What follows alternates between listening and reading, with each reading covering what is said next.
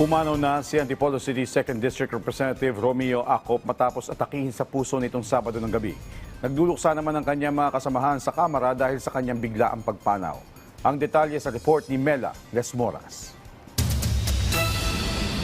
Ipinagluluksa ngayon ng mga kongresista ang pagpanaw ng isa nilang kasamahan na si Antipolo City 2nd District Representative Romeo Acop. Nakilala si Acop sa kanyang talino at galing bilang mambabatas at nagsilbi bilang isa sa mga pinuno ng House Quad Committee.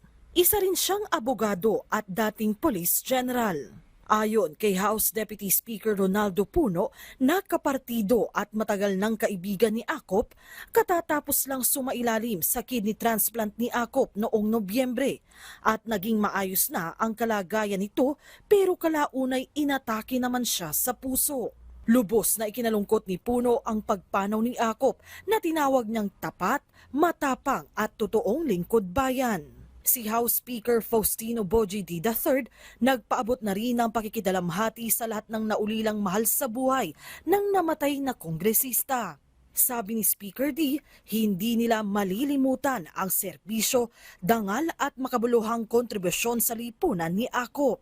Ang iba pang kongresista may kanya-kanya ring mensahe ng pagpupugay para sa nasawi nilang kasamahan. Si dating House Speaker Martin Romualdez nagbalik tanaw sa galing at respeto ni Acop sa due process sa kanyang pakikilahok sa Quadcom hearings noon.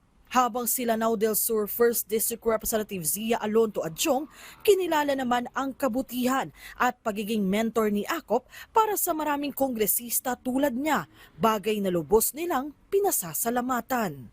Mela Lesmoras para sa Pambansang TV sa Bagong Pilipinas.